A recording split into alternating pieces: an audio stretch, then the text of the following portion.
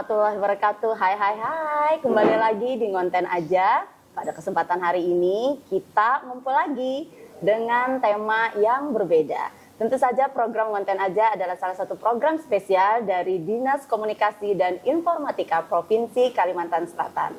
Dan pada kesempatan kali ini, tamu-tamu kita yang luar biasa sudah hadir di tempat ini, tentu saja akan memberikan pengalaman dan memberikan persepsi tentang apa itu pengelolaan pengaduan pelayanan publik yang kita ketahui bersama sampai tahun 2025 ini hasil penilaian tahun 2024 masih mendapatkan predikat sangat baik dari Kementerian Dalam Negeri. Dan pada kesempatan kali ini tamu kita yang luar biasa, yang pertama ada Bapak Haris Maki. Beliau adalah tokoh masyarakat, pada kesempatan ini sudah berhadir. Selamat pagi Pak Haris. Selamat pagi. Alhamdulillah, waalaikumsalam. Senang ya Pak ya, kami rasanya sudah lama nih nggak ketemu sama Pak Haris nih. Alhamdulillah. Oke. Dan yang kedua ada narasumber kita yang juga luar biasa. Tentu saja ada Pak Fahri Anor. Beliau adalah Koordinator Magister Ilmu Komunikasi FISIP Universitas Lambung Mangkurat. Selamat pagi Pak Fahri. Pagi, Assalamualaikum Mbak. Waalaikumsalam Pak Fahri. Lama banget ya Pak nggak ketemu ya. Lama banget. Sejak saya lulus dari situ. Tiba gitu ya, hari ini kita kedatangan dua tamu yang sangat spesial dan tentu saja kita akan kulik-kulik pendapat beliau kira-kira seperti apa sih tentang pengelolaan pengaduan lapor Kalsel yang selama ini digaungkan. Dan tentu saja ini menjadi sangat menarik ya ketika kita mendapatkan predikat sangat baik dalam pengelolaan pengaduan pelayanan publik tahun 2024 yang baru saja diluncurkan ya, artinya baru saja dikeluarkan SE dari Kemendagrinya.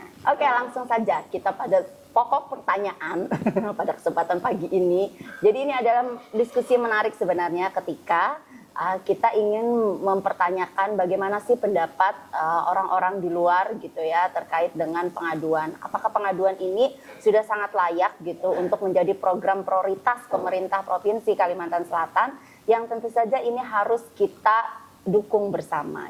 Dari Pak Fahri dulu nih Pak, saya mau tanya Pak, ketika kita mendapatkan kembali sebuah predikat sangat baik gitu ya dalam pengelolaan pengaduan pelayanan publik. Kita tahu Kalsel itu dari tahun 2020 ya Pak Fahri ya selalu mendapat predikat sangat baik dengan pengelolaan SP4N lapornya atau sistem pengelolaan pengaduan pelayanan publik nasionalnya. Menurut Pak Fahri sendiri kira-kira konsistensi itu capaiannya harus seperti apa Pak dari sudut pandang akademisi menilai capaian yang dicapai oleh pemerintah Provinsi Kalimantan Selatan?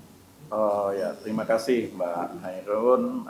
Saya mengawalinya dengan ucapan selamat dulu deh ya, karena sudah mendapatkan penghargaan, mendapatkan apresiasi dari pemerintah pusat terkait dengan pelaksanaan SP4 lapor ini merupakan suatu prestasi yang sangat luar biasa saya pikir, mengingat 5 tahun berturut-turut ya. Terkait dengan konsistensi itu, ini ada hubungannya dengan pertama hubungannya dengan kemampuan masyarakat dalam mengakses berbagai informasi, terutama dalam hal ini Dinas Komunikasi dan Informatika. Kedua itu terkait dengan ini keberhasilan Kalsel itu berhubungan dengan konsistensi dalam sosialisasi soal keterbukaan informasi publik. Oke. Nah ini saya lihat ya, kita mulai seingat saya mulai tahun 2008 itu Pak, kita sudah mensosialisasikan undang-undang itu, kemudian undang-undang itu secara masif disosialisasikan dan ini yang kita petik akhirnya. Akhirnya dengan keterbukaan informasi publik itu tentu masyarakat lebih aware terhadap apa-apa yang disampaikan oleh pemerintah. Nah, program-program pemerintah tentu mendapatkan respon dalam konteks ini ya. Nah, respon ini juga berhubungan tadi dengan yang saya disebutkan di awal terkait dengan akses atau literasi masyarakat terhadap informasi. Iya. Nah, ini sejalan ini. Kalau satu sisi misalnya katakanlah kita mensosialisasikan, tapi masyarakat tidak literate terhadap dunia digital, ya ini nggak akan sampai, nggak akan meet gitu ya. Nah, di sini masyarakat literate terhadap digital, kemudian ada layanan SP4 lapor, di mana lebih mengedepankan dengan pola-pola sistem digital gitu kan, kemudian meresponnya juga lebih relatif cepat. Jadi interaksi antara pemerintah dan masyarakat dengan adanya aplikasi ini tentu semakin mendekatkan permasalahan, artinya masyarakat melaporkan permasalahannya, kemudian dalam hal ini Pemprov itu merespon. Nah, ini kan jadi cepat gitu loh dengan adanya SP4 lapor ini. Nah, itu menurut saya sebuah hal yang wajar ketika Kalsel itu mendapatkan penghargaan. Tetapi pertanyaan yang cukup mendasar, kenapa dalam hal ini Kalsel berturut-turut 5 tahun? Iya, betul. Nah, apakah daerah-daerah lain di Indonesia belum siap terkait dengan hal-hal yang sifatnya dengan sistem digitalisasi pelayanan begini? Nah, ini tentu juga harus dikritisi dalam artian bukan dalam arti mencari-cari kesalahan gitu ya. Nah, dalam artian kenapa daerah lain itu tidak terpacu gitu kan? Oke. Nah, baik, kalau dari Pak Haris sendiri, Pak Haris, Bapak selaku tokoh masyarakat, bagaimana memandang si program pengaduan SP4N Lapor ini? Kira-kira apakah cukup mumpuni, Pak, sebenarnya secara real di masyarakat gitu sebagai wadah pengaduan, Pak? Bagaimana menurut Pak Haris? Oke, baik. Saya tidak punya kompetensi ya untuk memberikan penilaian secara faktual, karena itu kan masih dukung data. Tapi paling tidak dari beberapa literasi, dari beberapa informasi yang saya dapatkan, ya tentu pertama dulu bahwa SP4 lapor ini kan, Iya, SP4N Lapor, Pak. SP4N lapor ini kan sebetulnya idenya atau maksudnya adalah bagaimana pemerintah mendekatkan pemerintah dengan masyarakat dengan memberikan ruang kepada masyarakat untuk menyampaikan keluhan apapun itu tentu. Nah, kemudian keluhan itu tentu direspon. Nah, saya tidak bisa masuk ke situ responnya seperti apa, tapi paling tidak dengan 5 kali berturut-turut menjadi yang terbaik, tentu artinya ini menurut penilaian tim di pusat, pemerintah pusat, ini adalah sebuah keberhasilan. Tapi barangkali ada pertanyaan bahwa memang ibarat sebuah lomba, sang juara itu lebih sulit mempertahankan predikat kejuaraannya daripada mencapai kejuaraan. Ya, nah, betul. Bagaimana mempertahankan itu, jalannya seperti apa, itu juga question mark juga pertanyaan. Sebab kalau jalannya juga berliku-liku, ya. Taruhlah ada sesuatu yang tidak pada tempatnya, itu juga menjadi tidak pure hasil itu. Nah, oleh karena itu, makanya saya tidak bisa masuk ke wilayah situ. Tapi bahwa ini tindak lanjutnya seperti apa, itu mungkin akan berkembang pada diskusi berikutnya. Tapi saya ingin sampaikan begini, ke Pemprov atau pengelola Diskominfo, pengelola SP4N lapor ini, apakah sudah mengklasifikasi misalnya laporan masyarakat sampai masyarakat yang tingkat pendidikannya seperti apa, kemudian alat yang digunakannya seperti apa, kan itu tentu ada perbedaan. Terus yang disampaikannya itu keluhan apa? Jangan-jangan hanya keluhan dari satu sisi saja, sisi mereka, tidak melihat pada sisi yang lain. Nah, kemudian tentu dengan memilah ini kita menyelesaikan masalahnya tentu dengan spesifikasi itu. Iya, berdasarkan kategori ya Pak ya. Kategorinya. Betul. Yang kedua, apakah penyelesaian itu ini nanti akan terkait dengan keberhasilan itu? Apakah tim pusat itu melihat sampai seperti itu? Kemudian apakah penyelesaian itu ada yang sampai ke untuk menyelesaikan masalah itu? Apakah sampai misalnya terkait dengan persoalan di internal Pemprov, apakah itu ada sampai ke ombudsman misalnya? Iya. Kalau persoalan kebijakan, saya belum dapat informasi itu. Nah, oleh karena itu tentu ada persoalan yang harus diselesaikan sampai ke ombudsman, ada yang diselesaikan internal, tapi laporan masyarakat itu untuk menjadi sesuatu yang positif, menjadi bernilai bagi masyarakat. Tadi ada sekian ribu laporan, dari sekian ribu itu yang diselesaikan ada berapa? Yang diselesaikan apa saja yang dilaporkan oleh masyarakat.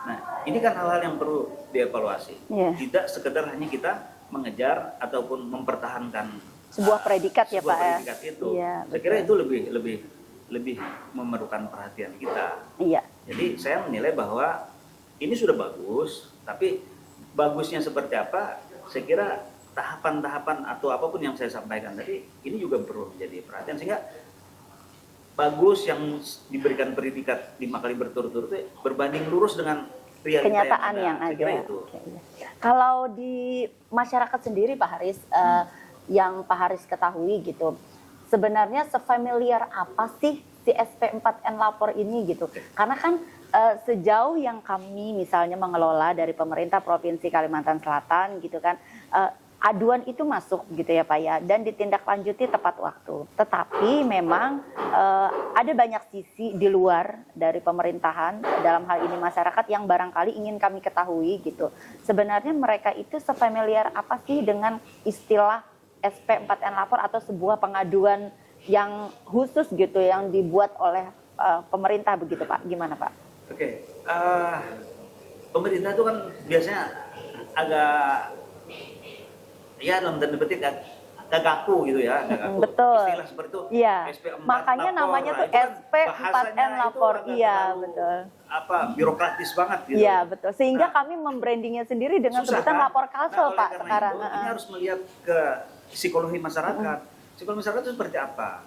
Oh, apalagi kan di zaman digitalisasi tentu kita harus menggunakan bahasa-bahasa yang lebih mudah dicerna dan lebih mudah sampai ke masyarakat. Oke. Saya kira istilah itu pun itu perlu perubahan, perlu dirubah atau perlu dimodifikasi lagi sehingga masyarakat itu benar-benar familiar.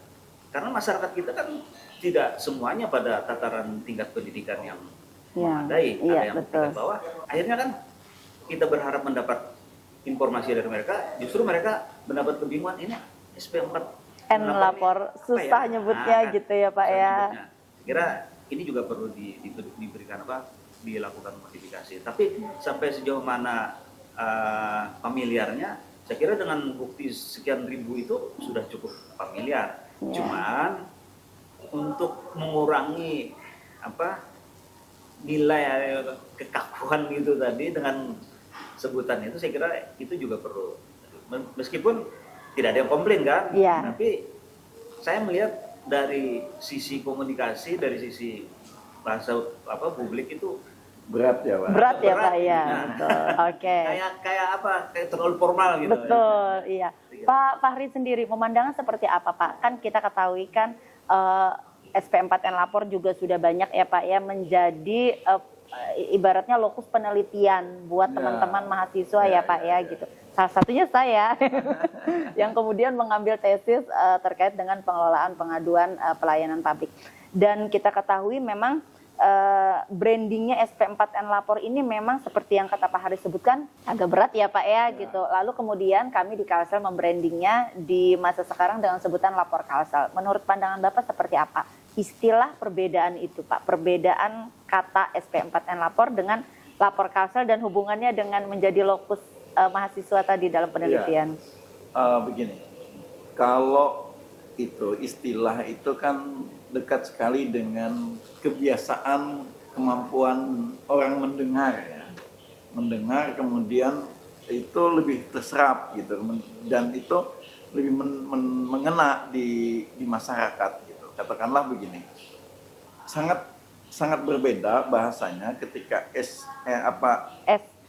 SP4N lapor ini dengan lapor Kalsel. Substansi sama saja. Nah, artinya ini program dari pemerintah pusat yang bernama SP4N lapor. Tetapi kita perlu juga dong supaya ini lebih bisa membumi. Nah, dimodifikasi.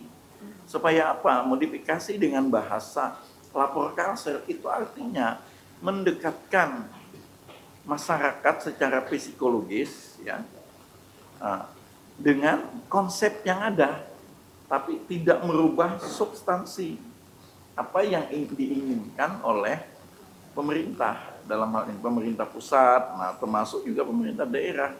Dalam hal ini adalah supaya masyarakat itu merespon kan, dan berani memberikan semacam kritikan, masukan-masukan kepada pemerintah Kalsel. Nah ini saya cukup mengapresiasi dalam hal ini ketika Kominfo Kalsel berani merubah. Itu kan tidak merubah substansi, tetapi merubah jargonnya saja lah. Iya, supaya betul. dengan jargon seperti Membrandingnya kalau istilahnya kami, dengan Pak. branding seperti itu memunculkan kedekatan antara pemerintah dengan masyarakatnya gitu kan. Mengingat tadi disampaikan misalnya oleh Mbak Irun kan, berapa sih laporan yang masuk gitu kan 2025 ini ada sekitar katakanlah 2000-an. Ini kan lumayan besar, maksud saya lumayan besar. Artinya masyarakat Kalsel dengan adanya lapor Kalsel itu merespon itu tadi. Kalau responnya apa? Kalau laporan itu sedikit, berarti gagal dong sosialisasi kita, gitu kan? Iya, betul. Gagal dong kalau kita memberikan pemahaman kepada publik bahwa ini loh lapor Kalsel ada loh. Kemudian masyarakat juga gagal dalam memahami apa yang seharusnya dilakukan oleh pemerintah provinsi Kalsel dalam hal memberikan ruang-ruang pelayanan kepada publik. Nah, banyak dinas-dinas misalnya yang sangat bersentuhan dengan publik ya, dan itu tidak happy ya, tidak selalu happy, mesti tidak selalu mulus ya Pak ya. Banyak aduan-aduan dan katakanlah bisa jadi itu tidak aduan itu sesuatu yang tidak nyaman yang dirasakan oleh masyarakat. Nah, dengan begitu, lapor Kalsel kita menjadi tahu. Nah, pemerintah jadi tahu mana sih yang jadi masalah-masalahnya gitu kan. Nah, ini saya pikir ruang interaksi seperti itu ini layak untuk dipolakan. Nah, pola-polanya seperti apa? Kalau selama ini sudah terpola dengan bagus ya tentu semakin dikuatkan lagi bagaimana masyarakat itu lebih berani lagi dalam hal memberikan laporan-laporan. Bisa jadi nanti bukan hanya 2.000 laporan, Mbak. Bisa jadi ada 3.000 laporan misalnya, seiring dengan banyaknya program-program pemerintah. Bahkan misalnya jalan yang rusak, jalan provinsi yang rusak. Kok kenapa rusak nih? Masuk lapor Kalsel kan. Kemudian susahnya dalam hal misalnya mengurus pajak, masuk lapor Kalsel. Nah, itu tuh contoh-contoh kecil katakanlah begitu. Dengan lapor itu pemerintah tahu, di Tambalong sana jalannya rusak gitu kan. Nah, ini hal-hal yang semacam ini saya pikir lebih mampu ya membangun kedekatan antara publik dengan pemerintah ya Pak. Pemerintah Kalsel dalam hal ini. Nah, ini menarik ya. Nah, mengingat juga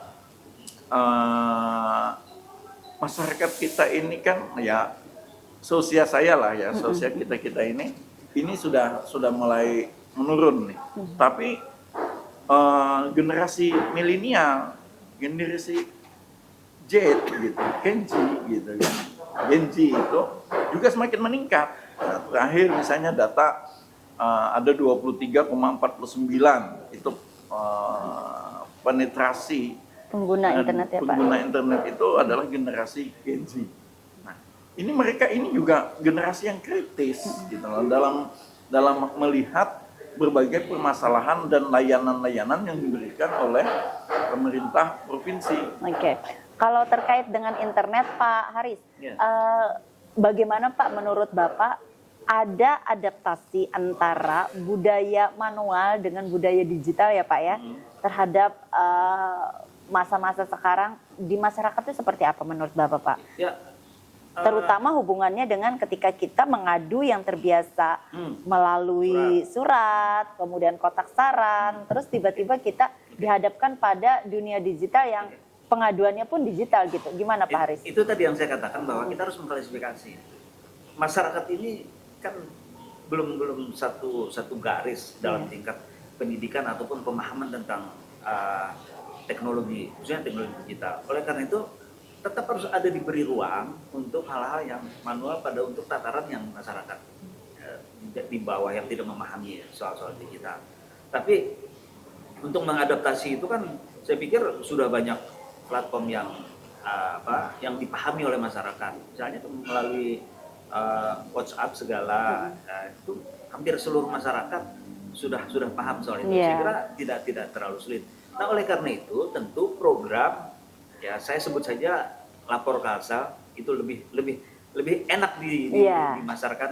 Nah, itu tentu harus masuk ke ruang-ruang seperti itu. Jadi sehingga perpindahan dari suasana manual itu kepada suasana yang lebih digitalisasi atau digital itu tidak terasa perpindahannya.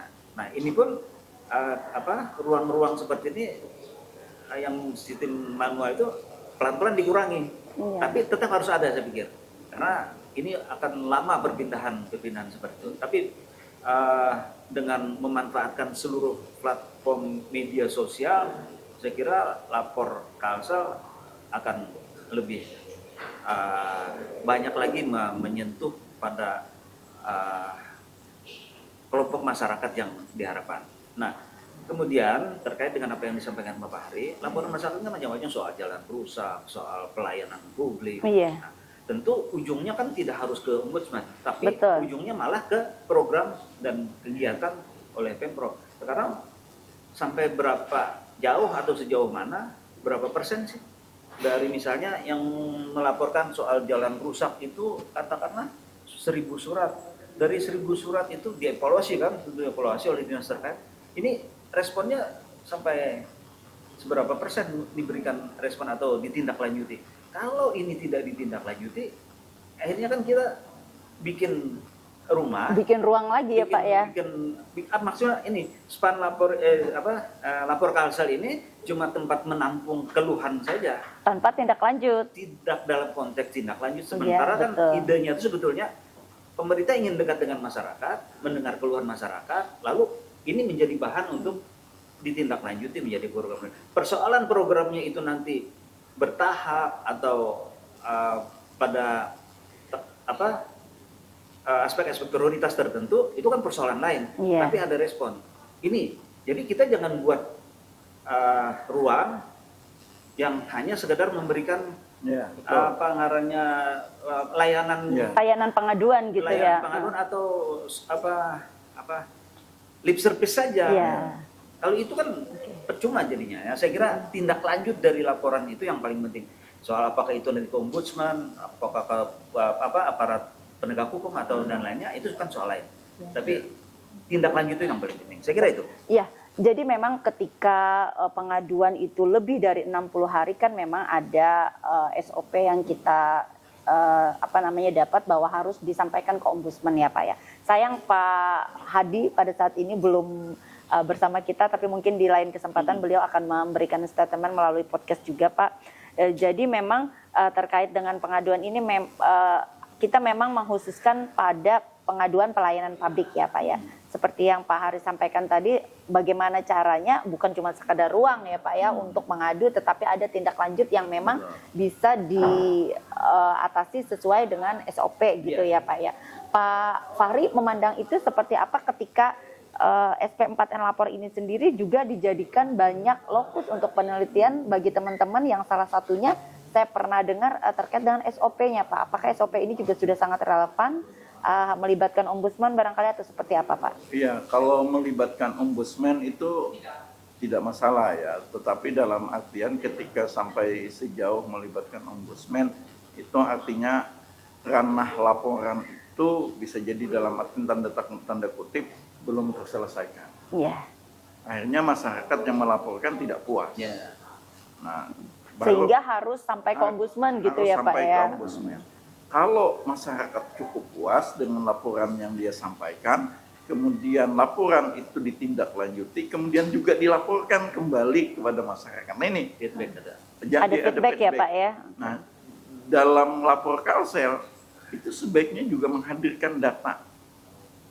Selain data laporan ya yang diterima terkait dengan permasalahan-permasalahan yang ada, juga Pemprov dalam hal ini dari Kominfo itu memberikan semacam laporan juga bahwa sekian loh yang sudah direspon. Datanya gini, buka gitu kan, ada di aplikasi itu. Tinggal dibuka masyarakat. Oh iya, laporan saya kemarin Sudah direspon nih. ditindaklanjuti Senang. gitu ya. Masyarakat senang gitu kan. Oh iya nih, laporan kami bukan hanya dibaca gitu ya. Jadi dia juga akan melihat realitas di lapangan. Misalnya sudah direspon sampai sejauh apa, jalannya tuh ternyata udah diperbaiki nih. Nah ini laporan saya dong gitu kan, katakanlah. Mereka juga akan bahagia sekali gitu. Nah ini jadi interaksi lapor Kalsel ini itu semakin jelas gitu dan semakin terpola tentunya ya. Jadi tadi ada laporan, kemudian ada tindakan, kemudian dilaporkan lagi kepada publik gitu loh. Itu prinsip-prinsip dasar dari Undang-Undang Keterbukaan Informasi Publik. Iya. Jadi Undang-Undang Keterbukaan Informasi Publik itu kalau perlu konflik tentang informasi itu dihindari pada prinsipnya. Kalau semakin banyak permasalahan kebuntuan informasi, nah ini kan jadi soal gitu. Apalagi kalau sampai ke Komisi Keterbukaan Informasi Publik, apalagi sampai ke Ombudsman gitu kan. Itu sebenarnya wujud ketidakbahagiaan dalam hal penyampaian laporan. Oh, laporan kami tidak direspon. Nah, nanti kan Sehingga akan membuat masyarakat apatis ya Pak ya, barangkali ya. Nah, nanti itu baru ke Kedepannya, ombudsman gitu ya. Ini kan era viral. Bagaimana kalau sudah permasalahan itu dipiralkan oleh publik? Kan jadi semakin tidak menarik gitu loh. Nah, karena publik saat ini jujur, secara komunikasi publik itu memiliki power loh. Iya. Powernya itu lewat apa? Lewat kekuatan informasi. Berapa banyak permasalahan-permasalahan negara ini yang dipiralkan oleh publik dan baru setelah viral baru direspon kan begitu. Iya, Nah betul. ini kan simulasi yang tidak cukup menarik. Nah tetapi dalam konteks pemerintah provinsi Kalsel dalam hal ini dengan adanya lapor Kalsel diterima laporan itu ditindaklanjuti kemudian disampaikan. Nah ini loh sekian dari laporan yang ada kami tindaklanjuti. Oke. Pak Haris, terkait dengan apa yang disampaikan oleh Pak Fahri, kata viral itu kan kadang-kadang ada dua sudut pandang yang seperti dua koin yang berbeda gitu, dua mata koin gitu ya Pak ya. Di satu sisi viral itu ketika seseorang itu mungkin bisa mendongkrak popularitas, tapi di satu sisi barangkali ada kita memandang bahwa si viral ini tadi sesuatu yang mungkin agak sedikit mencekam bagi sebagian orang gitu, karena viralnya viral apa? Pak Haris sendiri memandangnya itu sebagai seperti apa Pak? Dalam konteks sebenarnya ada ruang loh pengaduan gitu. Kenapa sih gitu harus menjadi sesuatu viral yang disampaikan melalui media sosial? Pak Haris gimana? Viral itu kan bahasa dasarnya virus digital. Ya, yang namanya virus itu kan bukan bisa, sebetulnya sesuatu yang tidak, kalau dalam kesehatan itu tidak menjadi sehat, tapi kan dalam bahasa. Karena ada kata virusnya itu ya Pak ya. Nah, oleh karena itu ini kan bisa bermanfaat atau bisa berfungsi dua. Tadi sudah dikatakan bahwa bisa berfungsi untuk mendongkrak popularitas seseorang karena kemampuan dia intelektual ataupun kemampuan lain-lain, sehingga itu bisa diviralkan. Iya. Tapi pada sisi lain ada viral yang itu tadi disampaikan Pak Fahri, ketika sesuatu tidak direspon oleh pemerintah, misalnya di Kalsel, lapor Kalsel itu. Wah, ini masyarakat berpikir dengan beberapa kejadian ini mungkin bisa direspon, sehingga dalam tanda petik sesuatu yang jelek, sesuatu yang dinilai atau dianggap masyarakat tidak memberikan harapan kepada mereka, tidak memberikan kebahagiaan bagi mereka, di blow up melalui media sosial. Nah, blow up itu viral kan, berarti viralkan, sehingga seolah-olah sesuatu yang kecil bisa menjadi sangat besar karena di blow up, lalu itu baru direspon. Kan itu sesuatu yang tidak bagus. Seharusnya mau kecil mau besar, laporan masyarakat itu direspon semua. Soal merespon kan ada mekanisme kan. Ini sebetulnya hanya imajinasi mungkin. Ini hanya Persepsi ya Pak persepsi, ya kan. Oh ini fakta kan disitulah diperlukan tim di lapor Kalsel itu ada penggilaan untuk menganalisa itu.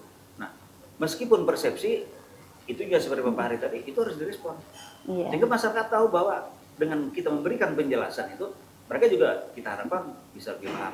Artinya ada komunikasi antara pemerintah dengan masyarakat. Ada hubungan kedekatan, meskipun dalam perspektif yang berbeda, mereka ingin mendapat perhatian dengan menyampaikan laporan itu. Ini kita menjelaskan bahwa ini loh sebetulnya faktanya seperti ini, tidak seperti yang dipersepsi. Nah, kalau itu sudah ketemu, saya kira selesai, tidak perlu ombudsman, tidak perlu KPH mungkin.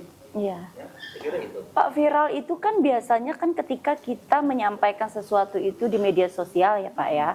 Sementara ini kan ada ruang digital yang sudah kita sediakan gitu. Nah, masyarakat sendiri Pak sebenarnya dari Pak Haris memandangnya sebenarnya tuh ada kecenderungan ketika menyampaikan sesuatu lebih menyukai melalui media sosial. Sementara kan melalui pengaduan ini ya kita ketahui kan kita harus daftar dulu, login dulu gitu ya Pak ya. Gimana Pak Haris memandangnya itu Pak? Tadi, itu tantangan kan, sebetulnya tantangan bagi lapor Kalsel ini. Itu yang saya katakan tadi, kita tidak bisa selalu berada pada wilayah yang agak kaku, tapi memang harus soft untuk ini. Nah, bagaimana membuat sesuatu yang kaku itu ke wilayah soft? Tentu kita harus merubah cara pendekatannya kepada masyarakat. Saya pikir di medsos kan sudah ada juga sebetulnya yang dimiliki oleh apakah melalui WhatsApp saja. Karena ini kan sebetulnya kenapa harus ada login, harus ada data. Iya. Kalau Itu aplikasi kan begitu ya Pak ya. Ada kekhawatiran kan sebetulnya. Saya kira sudah zaman sekarang seperti ini tidak perlu khawatir. Mau orang apapun yang disampaikan masyarakat, terima aja. Kita bisa kok mendeteksi ataupun membatasi apa yang disampaikan itu. Kan kalau kita buka maksudnya tanpa harus login, tanpa suara apa, sehingga itu lebih baik. Dan kita lebih paham, ternyata saya ini tidak baik-baik juga. Kadang-kadang kita merasa kita baik, ternyata persepsi orang berbeda ya Pak ya. Itu berarti begini Pak, ketika kecenderungan setiap orang yang barangkali menyampaikan lewat media sosial itu barangkali itu keinginan mereka secara berarti ada tanda kutip kenyamanan ya Pak ya. Hubungannya dengan kenyamanan enggak? Salah paham juga. Ya, kita harus juga melihat bahwa orang menyampaikan lewat situ bukan hanya soal kenyamanan, bisa saja soal kejanggalan mereka disampaikan di situ. Iya. Lebih cepat. Tidak berbelit-belit. Iya, betul. Makanya saya katakan bahwa apapun yang disampaikan oleh masyarakat, karena itu masyarakat kita juga, masyarakatnya punya pemerintah juga. Jadi pemerintah jangan terlalu a priori, jangan terlalu ini juga dengan itu. Ya terima aja, itu risiko kita. Iya. Menjadi pemerintah, mendapat kritik dari rakyat kan risiko. Pak Pak Hari, memandangnya dari sisi akademisi nih Pak ya, kira-kira dengan perubahan sistem manual ke digital gitu ya, terutama dalam hal pengaduan tadi seperti apa Pak? Terutama di lingkungan akademik sendiri, apakah teman-teman mahasiswa sendiri nih gitu, secara cepat mampu Pak beradaptasi dengan situasi yang seperti ini? Iya, mereka itu kan natif teknologi ya. Jadi banyak teknologi yang kita sendiri tidak begitu paham, tapi mereka paham. Gitu. Nah, apalagi kalau konteksnya ya kisarannya kayak lapor Kalsel gitu ya. Nah, mereka itu sangat cepat gitu. Nah, dalam artian begini, lapor Kalsel ini kan sesuatu yang aplikasi yang memang sudah disiapkan oleh pemerintah. Nah, itu formal, katakanlah jalur formal. Betul. Jalur komunikasi formal gitu kan. Nah, tetapi kemudian ada media-media yang lain. Nah, ada Instagram, ada WhatsApp, ada Facebook yang orang juga ingin kadang tuh meluapkan gitu ya. Meluapkan apa yang dia rasakan terkait dengan pelayanan. Nah, kita bisa saja memantau hal-hal yang seperti itu. Nah, memantaunya artinya, oh ternyata ada di luar lapor Kalsel gitu ya. Nah, itu laporan-laporan yang memang belum terakomodir di lapor Kalsel gitu. Nah, ini juga bisa menjadi hal yang harus direspon dengan baik ya. Nah, ini wujud wujud partisipasi sebenarnya kalau kita bahasakan lebih halus itu ya, wujud partisipasi di dalam masyarakat itu turut serta dalam mengembangkan pelayanan. Jadi memaknainya dalam artian yang positif saja lah. Kalau dari sisi komunikasi Pak Fahri, pola-pola komunikasi apa kira-kira menurut Bapak yang cocok untuk masyarakat Kalsel gitu terhadap program-program pemerintah, agar program-program pemerintah itu barangkali bisa sampai ke masyarakat? Salah satunya mungkin ya pengaduan ini. Kira-kira ada pola-pola komunikasi khusus kah barangkali atau seperti apa?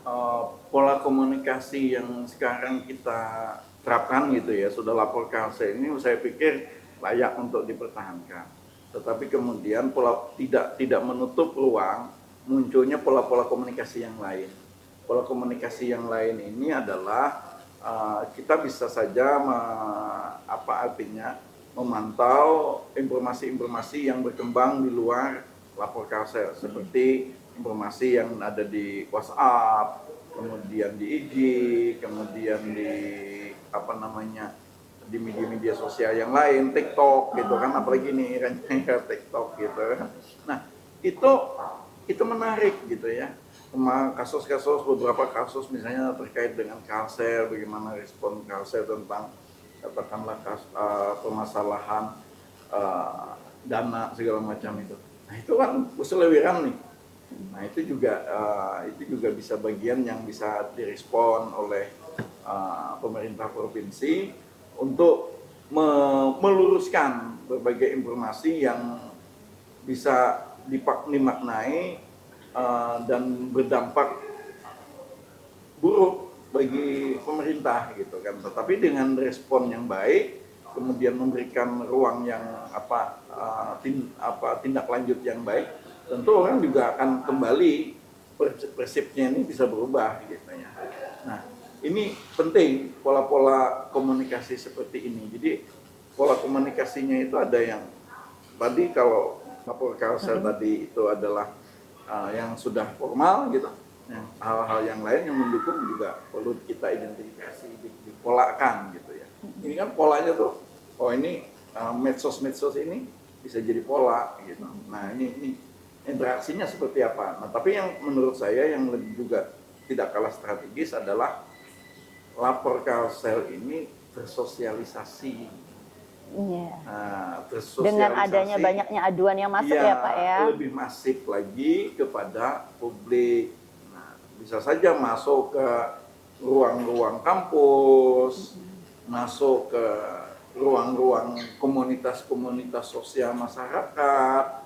Nah, kemudian masuk dalam ranah-ranah organisasi kemasyarakatan gitu ya. Nah, supaya apa?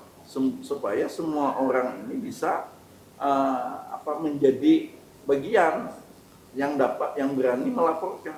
Nah, apalagi kalau kita pinjam istilah konsep opinion leader ya. Nah, opinion leader, orang yang melaporkan ini bisa menjadi pemuka pendapat gitu loh. Nah, memuka pendapat karena banyak orang yang juga tidak berani, cuman Betul. tidak berani melaporkan, tetapi dia membutuhkan orang lain.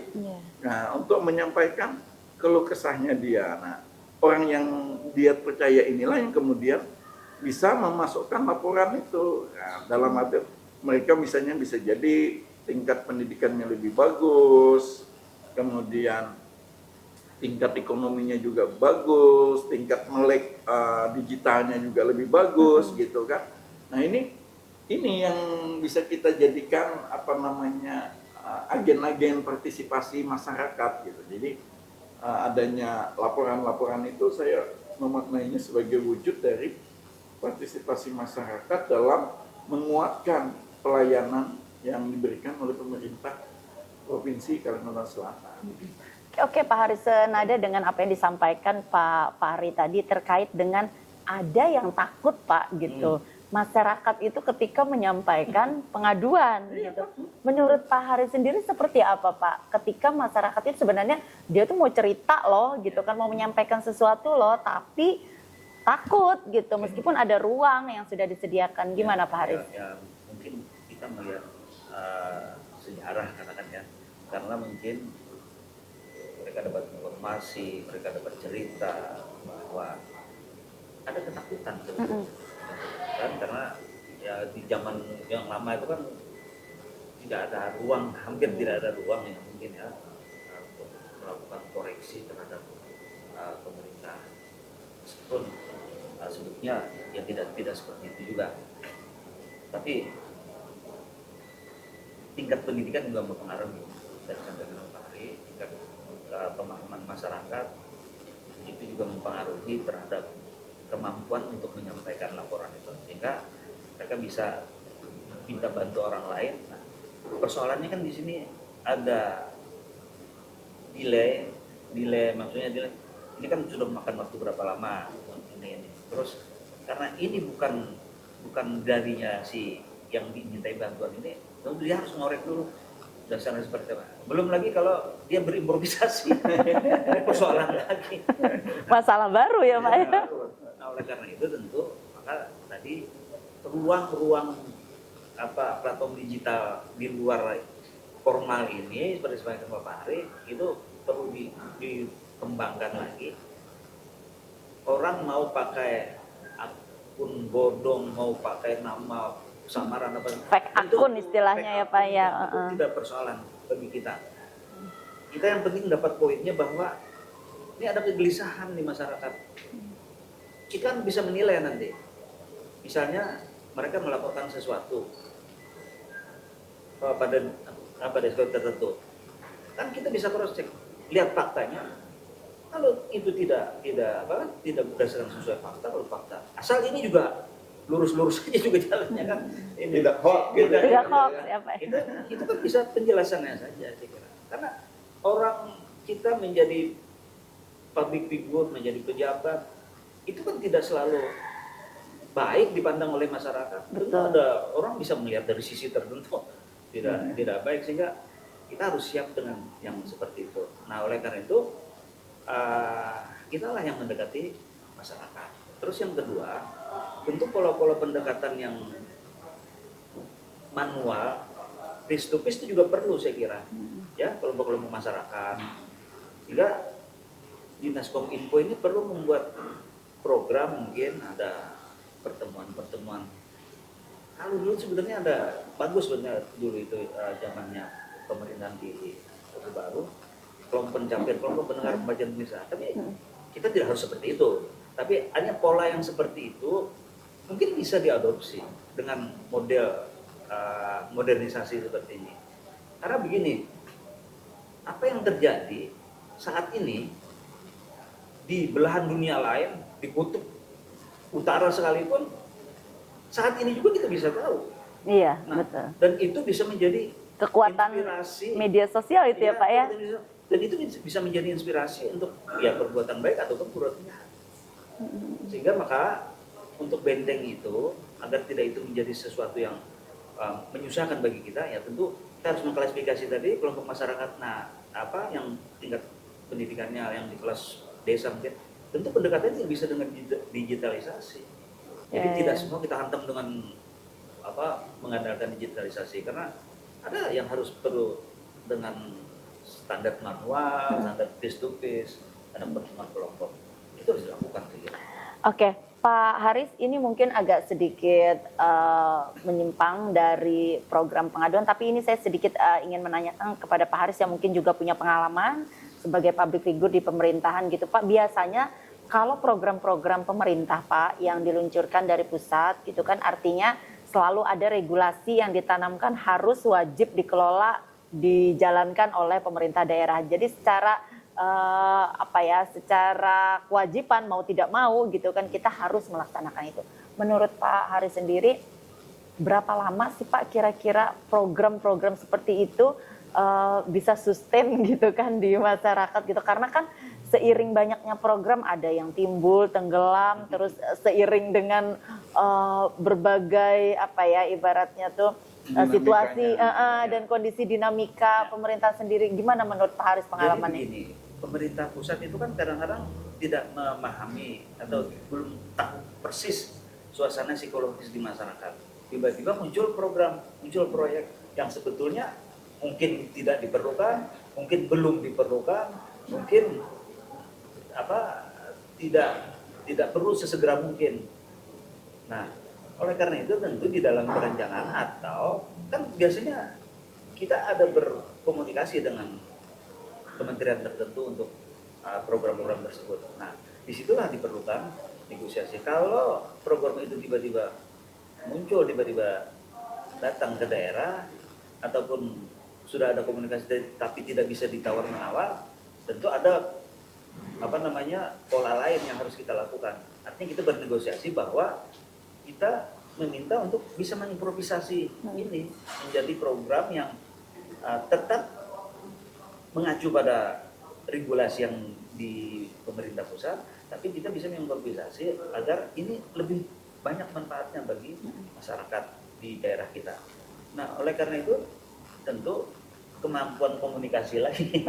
Balik lagi ya Pak ya, kemampuan komunikasi dalam hal mensosialisasikan program-program pemerintah itu sendiri. Contoh yang terdekat kan ada SP4N lapor. Ya, inilah Pak, kenapa akhirnya program top down dari Kementerian Kemdigi, atau Kemenpol dulu ya. Jadi Kemenpan lebih tepatnya Pak, Kemenpan, Kemendagri dan Ombudsman RI. Jadi kan dulu ketika itu turunnya SP4N lapor, iya. Terjadi kan modifikasi di sini karena kita merasa. Nah, maksud saya yang seperti itu menjadi lapor Kalsel, ya. Menjadi lapor Kalsel. Sama juga program kegiatan itu turunlah proyek apa misalnya. Dalam konteks itu tentu ada yang masih dalam ibarat itu tanaman atau hewan satu spesies, tapi kita masih bisa membreakdown itu dengan spesies yang lain. Oke, terkait dengan strategi apa yang barangkali Bapak-bapak bisa beri gitu kan menurut Bapak untuk lebih meningkatkan secara pengelolaan si lapor Kalsel ini gitu agar lebih bisa mempertahankan kalau bahasanya Pak Haris tadi agar tetap selalu mendapatkan predikat sangat baik begitu. Gimana mulai dari Pak Haris dulu sekaligus closing statementnya Pak Haris. Ya, untuk strategi lebih baik lagi sehingga mempertahankan selanjutnya itu tidak hanya sekedar menggugurkan kewajiban saya kira perlu mengimprovisasi program dan kegiatan yang ada di SPAN 48 lapor Iya, tadi. SP4N lapor. Kembali lagi regulasi di pusat. Ya, artinya kita buka ruang seluas-luasnya agar orang yang alergi dengan model-model yang terlalu birokrasi, lapor, ada persyaratan ini, itu, login, dan segala, beri ruang mereka di wilayah-wilayah platform Lainnya Pak ya, lainnya. seperti media Sehingga sosial tidak begitu ya. tidak melalui situ. Persoalan itu mau manis mau pahit yang disampaikan, ya terima saja. Iya. Karena itu risiko kita sebagai pemerintah. Kemudian tentu juga harus ada pengklasifikasian melalui laporan itu. Kalau melalui yang formal, itu ada pengklasifikasi persoalannya apa, ini yang menyelesaikan siapa. Kan dibatasi waktu 60 hari, selesai ada respon dan sebagainya. Tentu juga ini harus ada kesiapan SKPD terkait dengan laporan itu untuk menindaklanjuti apakah itu positif ataupun negatif, benar ataupun salah, tetap harus kita beri respon karena ini adalah tugas kita memberikan pelayanan kepada masyarakat, tugas pemerintah memberikan pelayanan kepada masyarakat. Oleh karena itu koordinasi antara SP4N lapor atau lapor Kalsel ini dengan pengelola SKPD, pengelola keuangan atau pengelola anggaran di SKPD, anggaran tentu ada proyek, ini harus lebih intens. Jadi apapun yang dilaporkan harus direspon juga oleh SKPD. Kalau itu bisa berjalan dengan baik, maka penjelasan kepada masyarakat, pemahaman kepada masyarakat lebih dapat diterima oleh masyarakat. Nah, nanti persoalan ada soal kekecewaan, soal itu di medsos, itu kan persoalan lagi yang kita bagaimana cara memberikan pemahaman. Tapi mau sebagus apapun kita ini, pemerintah ini selalu ada celah buat masyarakat ya Pak ya. Nah, tapi itu kita jangan alergi. Iya. Karena bagaimanapun juga pemerintah juga, saya sebagai mantan birokrat, tidak ada niat, tidak ada program sedikit pun untuk menyengsarakan masyarakat. Semua program pemerintah itu untuk memberikan kenyamanan, kebahagiaan bagi masyarakat. Hanya persoalannya kadang-kadang soal kepuasan masyarakat. Nah, soal puas tidak puas itu kan sangat terlihat. Urusan pribadi banget itu ya Pak ya. Ya, Kalau Pak Fahri sendiri seperti apa Pak? Sekaligus closing statement. Ya, adanya lapor Kalsel ini kan wujud dari partisipasi publik ya terhadap pelayanan publik yang ada di Kalimantan Selatan. Nah, tetapi kemudian lapor Kalsel ini juga perlu melaporkan kepada publik terkait dengan program-program laporan-laporan mana yang sudah direspon, sudah ditindaklanjuti, sehingga akan menambah apa yang disebut dengan trust, kepercayaan masyarakat terhadap program lapor Kalsel. Nah, pola komunikasi seperti itu harus tetap dibangun, tetap dipertahankan, dan terus disosialisasikan sehingga partisipasi dan kepercayaan publik untuk menyampaikan entah itu keluhan, kritikan atas berbagai program pemerintah, baik itu pemerintah pusat ataupun program pemerintah Di daerah, provinsi, ya. itu akan direspon dan disampaikan kembali kepada publik. Dengan demikian, itu yang kita harapkan, membangun partisipasi dan kepercayaan.